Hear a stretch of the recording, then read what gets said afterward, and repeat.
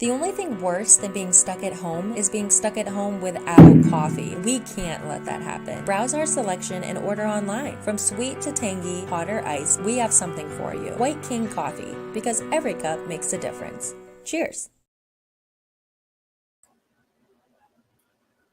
Good morning and welcome into the cafe as White Cane Coffee presents Coffee and a Conversation. Brian Hagberg with you on your daily local. And as you can see, I'm riding solo this morning. Unfortunately, our guest that we had lined up for this week had a personal matter come up, was unable to make it in this morning. And we certainly understand life happens sometimes. And so we are going to call an audible, as it were, in the middle of football season and give a little switch. We'll give you an encore presentation of one of our conversations that we had from over the summer.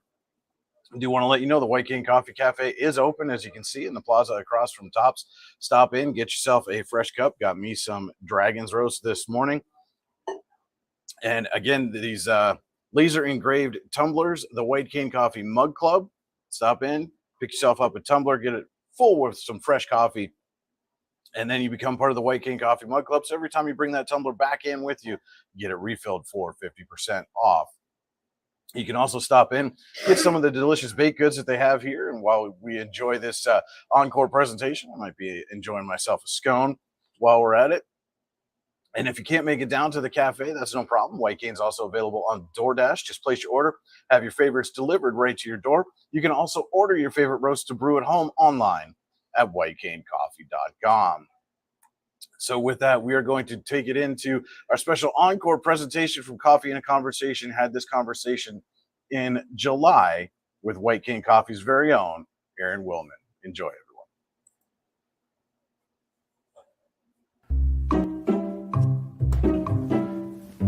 You know what would make that better? A cup of White King coffee. Wow, that really is great coffee. White King coffee, because every cup makes a difference. It's not just about music lessons.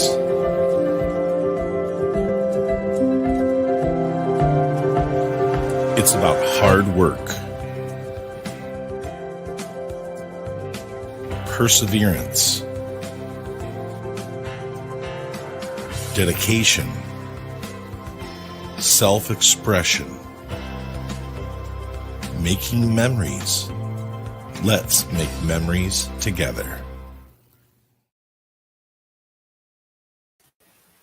Good morning, everyone, and welcome as White Cane Coffee presents Coffee and a Conversation live from the White Cane Coffee Cafe, which is open in the plaza across from Tops all through the downtown construction this summer. Stop on in, get yourself a fresh cup of Dragon's Roast, or as you can see this morning, I've got some frozen lemonade, which I told everybody last week was fantastic.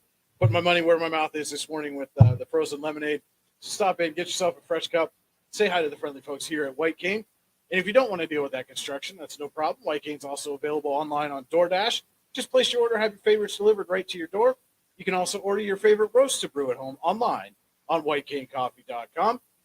And now you've seen her in the commercials that we play in the Morning Cup of News and right here on Coffee and a Conversation.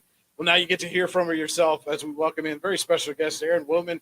Thank you so much for coming on Coffee and a Conversation. Thank you for having me.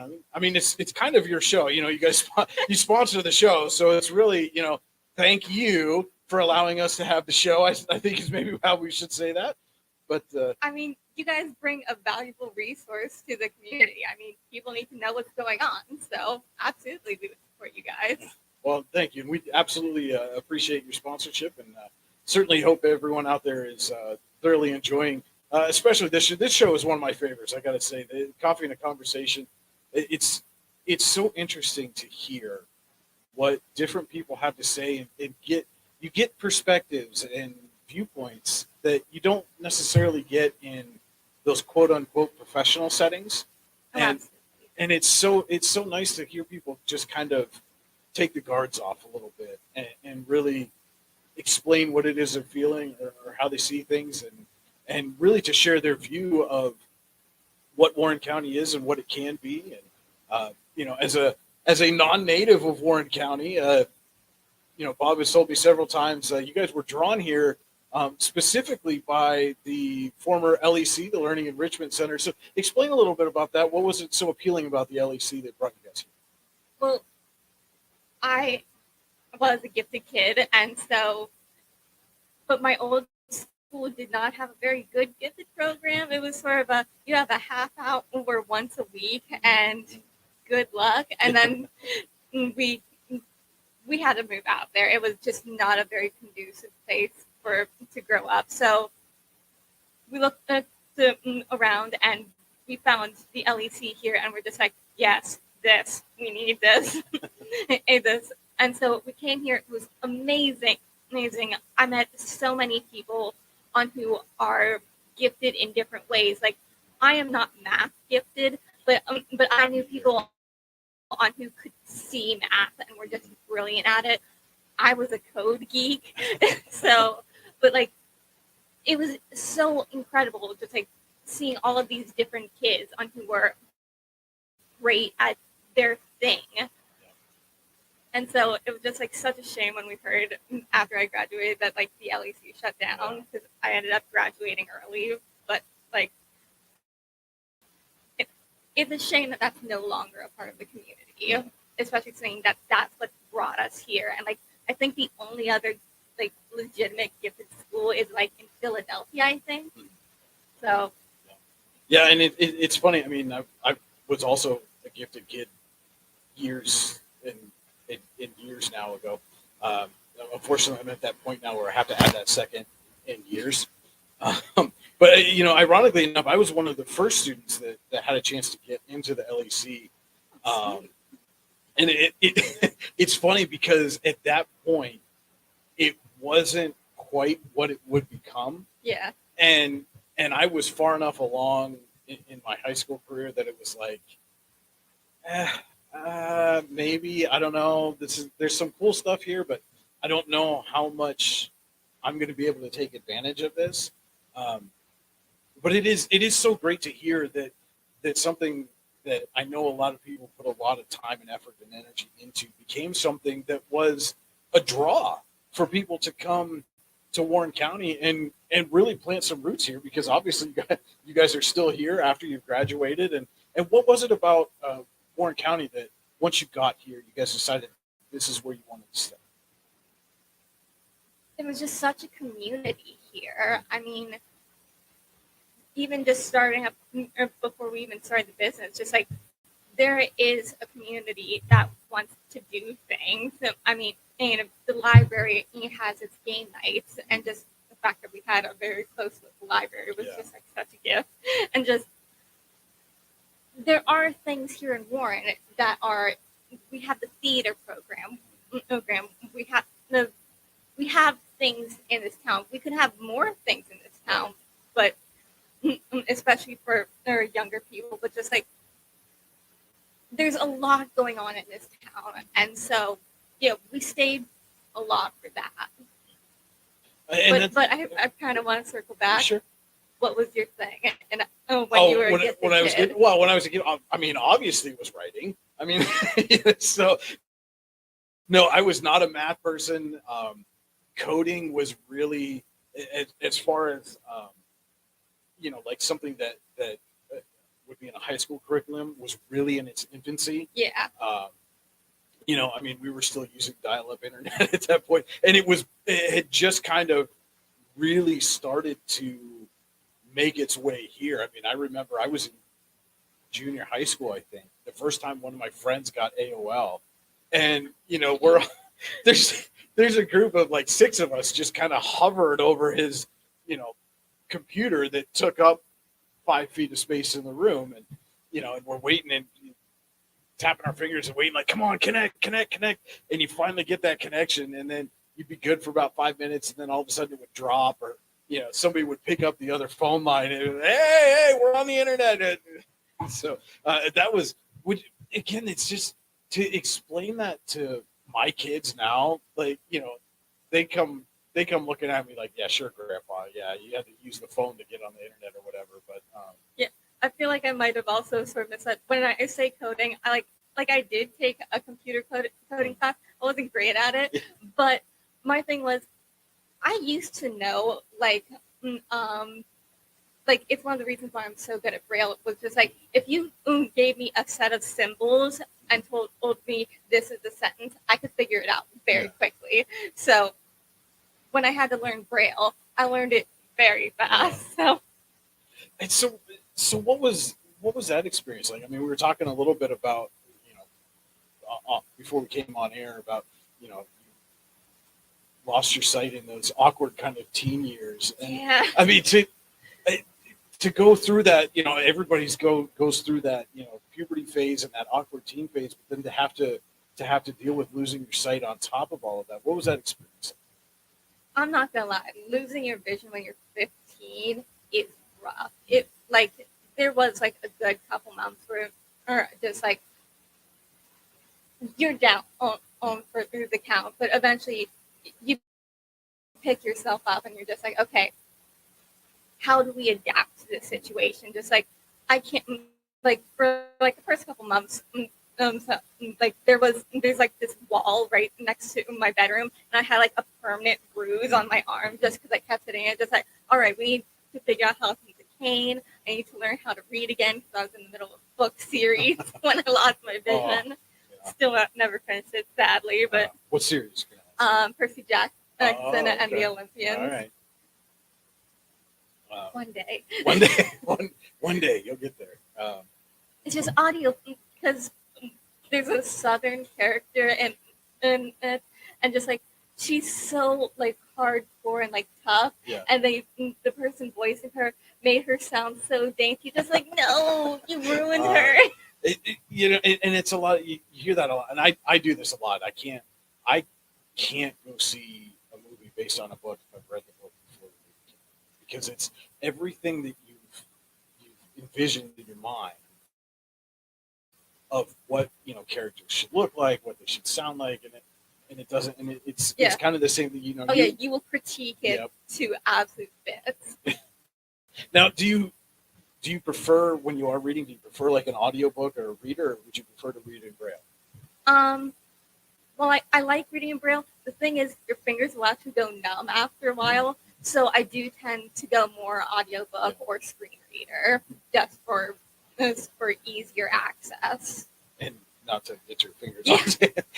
So you can enjoy a cup of frozen lemonade while you're reading. And so I guess that kind of brings us to, you know, you guys have started this business. It's very popular, very successful. One of my favorite stops. But at what point did you kind of say to yourself, coffee? Coffee is the way, you know, we kind of impact the world here from our little corner. All right, story time. Here we go. Okay, so once I learned how to read Braille, once I learned how to get around, once I learned everything you're supposed to do to be a functioning member of society while being disabled, it's just like, all right, time to join the workforce. We went around, no one hired me. All they ever saw was the white cane. Like you could hear them basically putting my resume in the trash. Like it, and it's disheartening. And after you do that over and over again, you're just like you get back into that sort of down place. And so it came to a point where me and Dad were just sort of talking, just like, this sucks. And so this is sort of like get me out of that funk. We started playing a game just like, if you had this much money, what would you do with it? And so we started talking about starting a coffee company that employs disabled people, because if I'm not getting hired, other disabled people aren't getting hired. So, and then we just kept building on that for days to weeks until eventually we're just like, are we doing this? And I don't think I really sort of picked up that we were doing this until like, just like, hey, could you make a logo? Yeah, it sounds very familiar. That was kind of our origin stories. We were that summer that Andy and I got laid off. It was, you know, we'd been talking about creating our own site for a long time, and you know, we really started talking about it once we got laid off, and then, you know, about July hit, and we're going, wait, we're doing this now. But it's, you know, it's for us, I know it's been great. And I know you guys have changed locations, and this seems to be, kind of a better fit for you, some more open space, and really allow people to come in and sit down and have a cup of coffee. And we've been able to try new things like Yeah. baked goods here, Mhm. which we weren't able to do at Yeah. the old location. And again, coffee, I've always described it as like the great uniter. So like people, whether they're disabled or completely able-bodied, they can come together and learn about each other and just connect over something that we all will drink for the most part. Right. And if you don't drink coffee, again, we have our lemonades, we have our hot chocolates, we have Yes. have iced tea. Yes, Come on over. shameless plug. Yes, shameless plug. I love it. But and that was something else that we were kind of talking about. We had about a half hour long gap session before we went on air. That this has the potential to become a place here in Warren County where people can come and meet, maybe go on a date or whatever, and not have to worry about some of the pressures or the societal implications that go along with going to a place that serves alcohol. Yeah, because I'm sober just because it's like I have a lot of family members on who struggle with alcoholism, and so growing up seeing that, I'm just like, yeah, I don't want to go down that road. So just like I don't drink just personally, and there's not a lot of places, sadly, in Warren where they're just like drinking isn't a big thing. I mean, there's like a few restaurants, but just like there's not enough places for sober people to just go and hang out and meet people and just sort of have a date. And so we hope to eventually have like night hours here where people can meet up over coffee and just sort of have that. And even when we got this space, we're just like, it's big enough that eventually we would like to do other things, like maybe open mic nights or like karaoke nights, or just like have dances here, Yeah. just because it's something that young people can do here that you can't really do at a bar Right. without sort of that social stigma to it. All right. Well, with that, we're going to take a quick break and have a word from our sponsor, and we'll be right back to talk about more of what's perhaps to come here at White Cane Coffee. This is Coffee and a Conversation. We'll be right back. The only thing worse than being stuck at home is being stuck at home without coffee. We can't let that happen. Browse our selection and order online. From sweet to tangy, hot or iced, we have something for you. White King Coffee, because every cup makes a difference. Cheers. And welcome back as White Cane Coffee presents Coffee and a Conversation. Brian Hagberg with you here on Your Daily Local, along with special guest Aaron Willman of White Cane Coffee. And, we were talking just before the break there about, some of the things that potentially this new location for you here in the plaza across from Tops, right next to Anytime Fitness, can potentially become in the future. And I know, in the numerous conversations I've had with your dad here, you've got potentially some big plans beyond just the cafe. And as a young business owner in this community, how do you think that helps you as far as looking ahead to the future and saying, hey, we've got big plans and we've got the drive and determination to make it Don't really quite know how to answer that one, but I don't think I've ever really considered settling for less. I mean, ever since we started this, it was really just like we want to be bigger than Starbucks. Just like wherever there are disabled people, there should be a place for employment for them, and why not White Cane Coffee? So we never really thought just like, oh yeah, well, I mean, I don't want to be the best blind business owner. I just want to be the best. Yeah.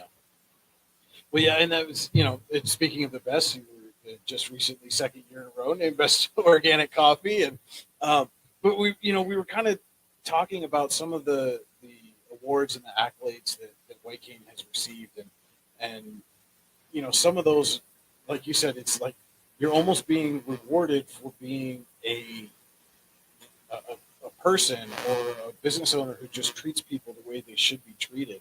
Um, how much of that went into the planning stages of this? I know obviously you wanted this to be a place where other disabled people could find work, but how much of that, like, we want to treat all of our employees as people should be treated, went into the planning stages of this and really became a mission statement?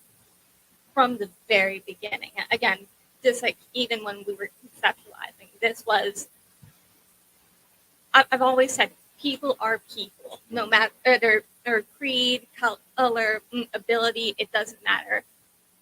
All people have a right to gainful employment. All people have a right to being respected.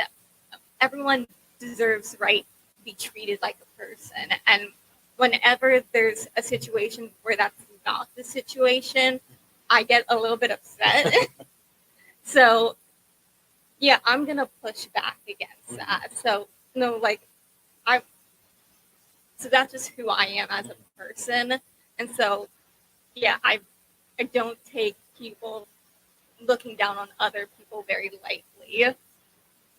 And how has that kind of, that fierceness, I guess, is it's the best word I can use to describe that. When that kind of comes out, how has that served you? As a business owner, when you're kind of going after things and saying, "Hey, we need this to help our business grow, but we need to help our business grow because we can be the model for other businesses and how people should be treated." So it's sort of a 50-50 sometimes when it comes to reaction.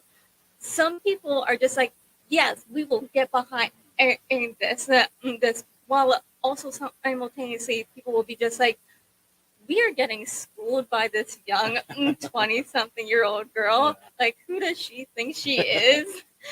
But, like, I don't care. Just like, it's like, I'm gonna keep doing what I'm doing, and I'm going to keep trying to be better because I don't want to stagnate, or just like, because people will look at disabled businesses or just disabled people and think less.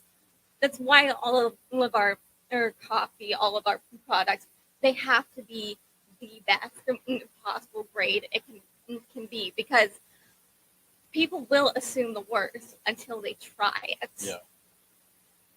And please do try it because it's fantastic.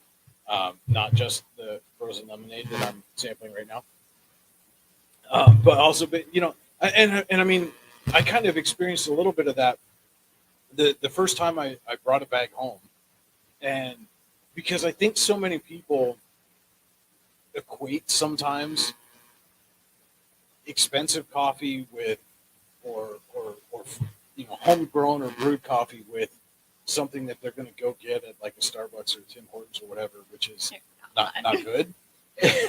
Because that's what we've become accustomed to, right? As a society, is you're paying essentially premium dollar for a brand. Yes.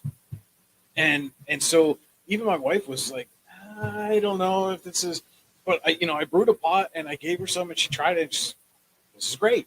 And now it's essentially all that we drink. We had a little Maxwell House we had to get through the system. I'm so sorry. But and now it's all that we drink, and it's like, okay, yeah, we paid a little bit more, but we're helping local business, and we're paying that little bit of extra for a quality product that we actually enjoy. And I think it's just, again, so many people have that, oh, I'm paying a little bit more for it. I pay a little bit more for this other brand over here, and it's not very good, and maybe I don't want to try that. And how much of that kind of stigma have you guys had to kind of overcome here, just getting people? Oh, just like when we first started out, we would have people come in just like, oh, even my own family, like my extended family would be just like, oh, how quaint that you're starting a coffee company, or we'll come in and for a cup to support the little blind girl, and then they have a cup just like, oh my god, it's good. and then they would keep coming back. So yeah, they would come in for pity, but Right. they would keep coming because we have a quality product. And so you just kind of, oh, we're going to support the little blind girl, and again, as you kind of touched on a little bit ago, as a young 20-something female business owner who also happens to be blind. I mean, there's a lot of different kind of groups here that you fall into that are not your prototypical business owners. Oh yeah, And so I am aware. but so how much does that drive you, and what kind of obstacles have you had to overcome, not just for being blind, or not just for being a woman, or not just for being a, but kind of combining all of those things all at once? I think getting some of that pushback makes me push back even more, just to the point where I will go to different groups and talk to them about how to start their own coffee companies, or their own companies in general, because a lot of disabled people, the second they turn 18, they are on their own, and they really have no idea what to do next. So I go out there, I talk to them like people, which a lot of them, sometimes that's like the first time that's ever happened to them. Right, Just yeah. like, oh my gosh, we're being talked to like people. It's incredible. So I will go there to them. Just like, one of my favorite things is talking to schools, especially because I will tell them straight up, just like, I hate to sound corny, but you guys do know you are the future of the industry. And the funny thing is, we did that once, and like, I could hear some of them get like choked up, and they're just like, that means so much of you guys to say that.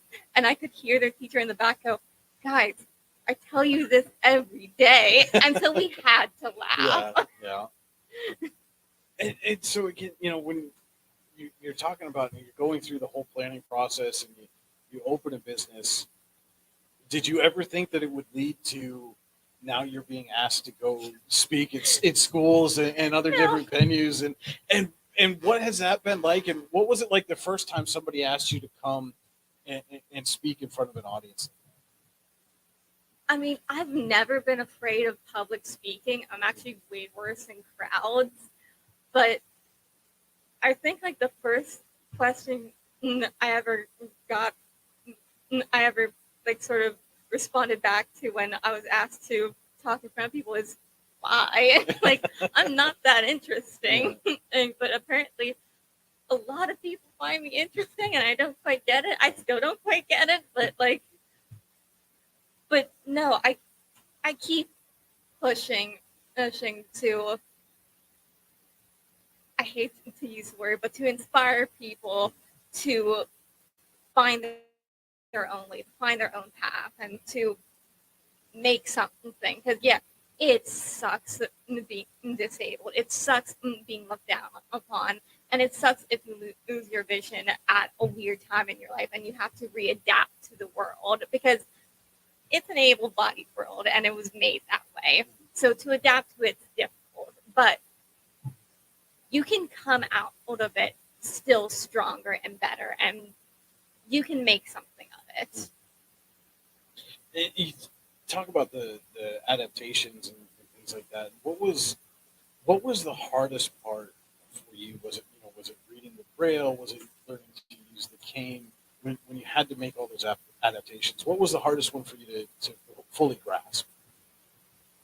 The cane was difficult.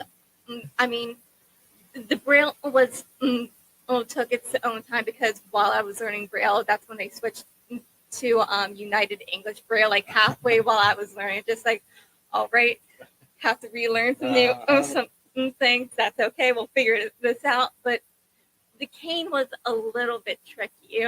Just like how to use it in certain situations. The funny thing is, when I was first starting to learn how to use my cane, my dad also signed me up for bow staff lessons, because he straight up said, "You are a small blind girl, people are going to look at you as a target. Do not be a victim. And so we go to the class, and the teacher's just like, I don't know how to teach a blind person. And I straight up go, oh, I'm sorry, do zombies only come out during the day? He's like, fair enough. Yeah. And so he would like instruct me on like how, like he would adjust my stance with his own cane, just like he would like move my arm up or move my leg back using his own cane. And so yeah, I'm a black belt in both Oh, wow. sets. Okay, see, something else. We learn something every time. I tell you, that's what I said. This is my favorite show to do, because every time we do it, I learn something about somebody that I had no idea of. And you talked about, with the techniques and stuff, and there's multiple techniques, right, in using the cane, and again, I think that's one of those things that most people don't even, it never enters their consciousness. And different types of cane, and like which one works for you, and or just like a lot of people use the classical cane. I don't, just because I don't like the vibrations that go through it. It gets sort of muddled for me. Mm-hmm. There are also different tips for different canes, and for like there are those for runners for those who enjoy that. But just like, and so I went with a very basic standard cane. And what's wild is how expensive a basic standard cane is. Yeah. Like everything for disabled people is expensive. But like I remember, like it was like a couple years after I went blind, just like that show Daredevil came out, and like I would watch it with my brothers, and they'd be like, "Yep," and he just threw his cane in a way to go parkour around the city. I'm just like, dude, that's like $70. They already established you're poor. You better go back for that. Forget the fact that he's a blind guy doing parkour and beating people up across. He's throwing his cane away. Come on. Like in the first episode, they say that like they could barely afford a coffee machine, and he's throwing away his expensive cane to go parkour. I'm just like, bro, you better be going back for that. And so one of the things that people will often say is if you lose your sight or your hearing or whatever, that some of your other senses become heightened. Partially true. Partially true. Okay, only partially. I have extremely sensitive hearing, like, and my sense of touch is I'm very tactile, but just like when I first went blind, the world was deafening. Just like I remember like the first month I lost my vision, I heard someone's car get broken into like 2 blocks away from my house. I'm just like, well, can't do anything about that. Come on, Daredevil. That's your thing right now. Come on. But were there any? You said you were kind of a tactile person. Was that always the case, or did that come after you lost your sight? I was always the case, and then it heightened. So just like I remember, like even as a kid, like me and my dad, we would like go to like the fabric area of stores, and just like we would touch things and like get in trouble doing that. So, but then like after I lost my vision, certain fabrics are just like, no, we can't touch that ever again. Just like, no, that's waxy. No, can't do that. And so there are like certain things that you just can't. Is it the texture or the sensation? It's just too much. Yeah, it's just don't even get into being like overwhelmed by sound, because then because like I come from like a really big extended family. Family functions are a nightmare just because I can't tune out everyone's conversation, so I'm hearing everyone all at once. So it can be difficult if someone is talking to me directly, because I might not hear them because I'm hearing everyone else in the room. Yeah, one of my kids is very much a tactile sensitive, hypersensitive to things. And I mean, that even when she was a baby, it was very calming, but also frustrating at times, because we'd give her a bottle, and while she was drinking the bottle, she would take her hand and just rub her fingers across our knuckles. Mm-hmm. And with that light baby's touch, right? And you're sitting there going, it's 2:00 in the afternoon, but I want a nap. because you are putting me to sleep right now. Um, but she's very much the same way. Like there are just even today, there are just certain things that the touch or the feel, especially with food. When Oh, she gets food in her mouth, absolutely. it's very much like a oh no, I can't. And then but then there's other things that she just gravitates toward. Mhm. And I mean, is that kind of true for you now? There's certain Absolutely. things that you I almost mean, seek out. I mean, that's sort of always been a thing due to my autism, but it's sort of gotten heightened once I lost my vision. So yeah. Well, I think with that, we'll take another quick break and then we'll come back and do a quick wrap up. And you are watching Coffee and a Conversation presented by White Cane Coffee. We will be right back after this. Have you ever wanted to play an instrument? The Warren Music Conservatory is the area's only choice for premier music education, with the area's top music instructors giving you fun and exciting music lessons for a variety of instruments and styles. The Music Conservatory also rents and repairs instruments of all types. And don't forget to stop in and check out our student bookstore for your musical supplies like strings, sticks, picks, and more. What are you waiting for? Stop dreaming. Start doing today. And welcome back to Coffee and a Conversation. Brian Hagberg with you here on Your Daily Local. Aaron Wilman joining us, our special guest this week on Coffee and a Conversation presented by White Cane Coffee. And, Aaron, through all of this, I think most people would look at your story and your business and say, wow, you've kind of made it. But again, just the conversations that I've had with mom and dad throughout the We're the not last few done. months, you're not even close to that. So what in your mind, what would making it, quote unquote, making it look like for you and for White Cane Coffee?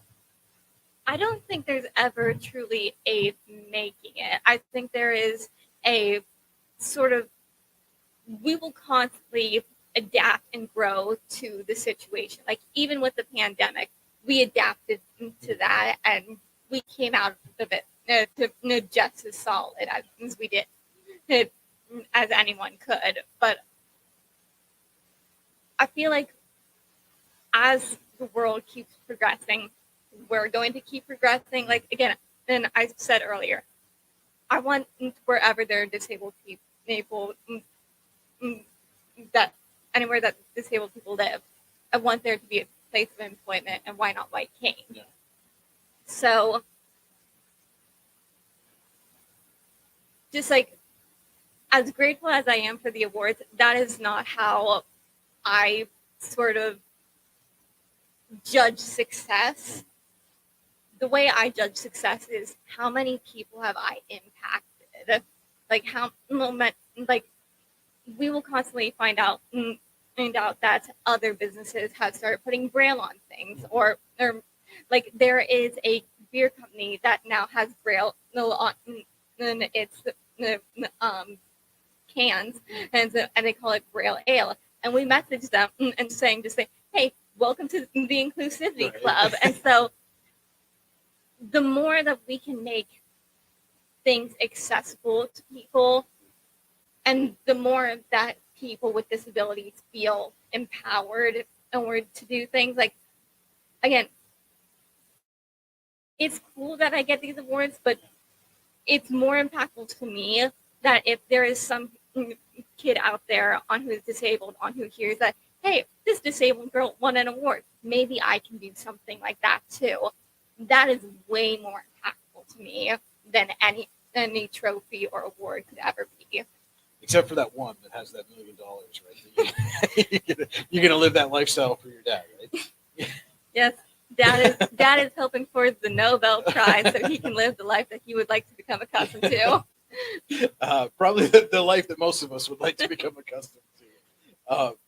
But I, in the kind of maybe not short term, but midterm, what do you see as the next steps for yourself and for White Cane? And you talked about some evening hours and some of those kind of things, but even maybe beyond that. I don't know what all I can give away Oh, because we have something in the works right now. okay.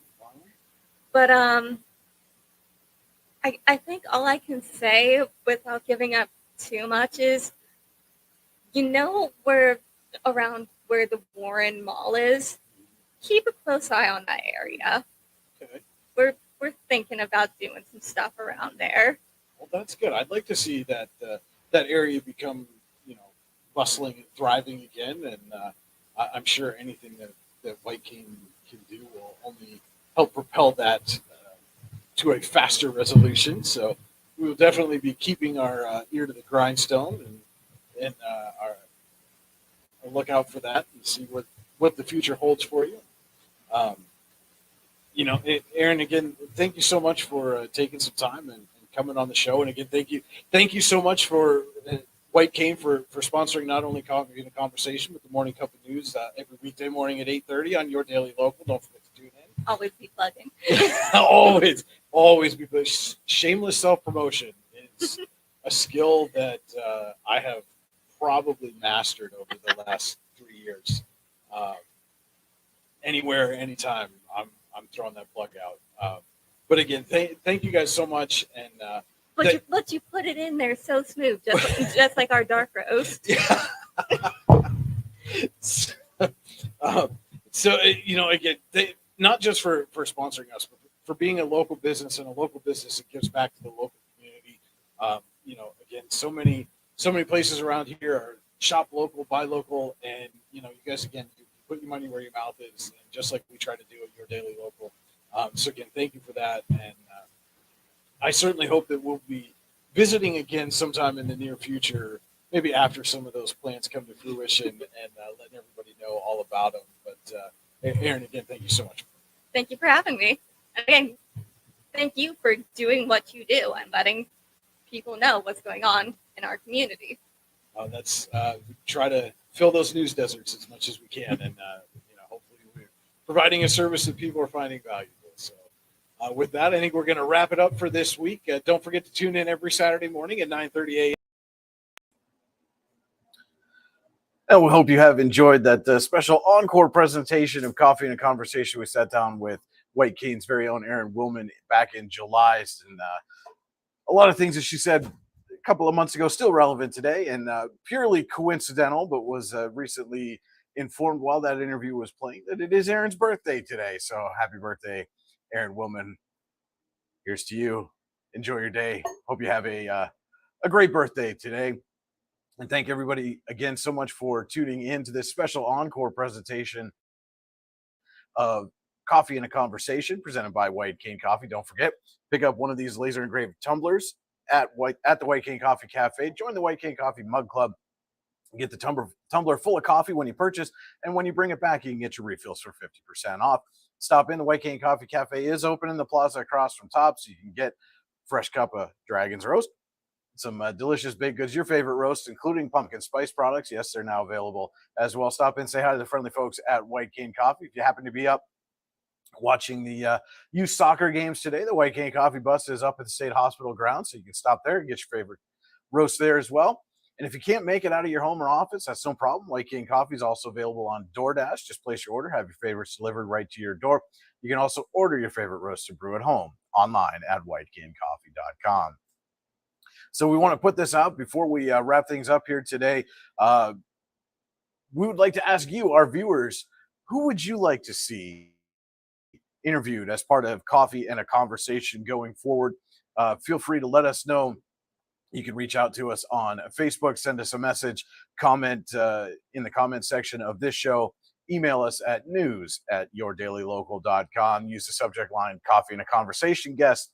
Let us know who you'd like to see as part of Coffee and a Conversation going forward. So again, thank everyone so much for tuning in the special encore edition. I had to call an audible. Our guest had some things come up. Life happens. We understand that. So we made the audible, give you this encore presentation. I hope you enjoyed it. And don't forget to tune in every Saturday, 9:30 a.m. for Coffee and a Conversation presented by White Cane Coffee. And also don't forget, tune in every weekday morning, 8:30 a.m. for your morning cup of news fueled by White Cane Coffee. That will do it for us here today. This is Brian Hagberg for Your Daily Local saying thank you so much for watching, everybody. Enjoy your day. And remember, if you change one life, you change the world. Cheers. You know what would make that better? A cup of White Cane coffee. Wow, that really is great coffee. White Cane Coffee, because every cup makes a difference. It's not just about music lessons.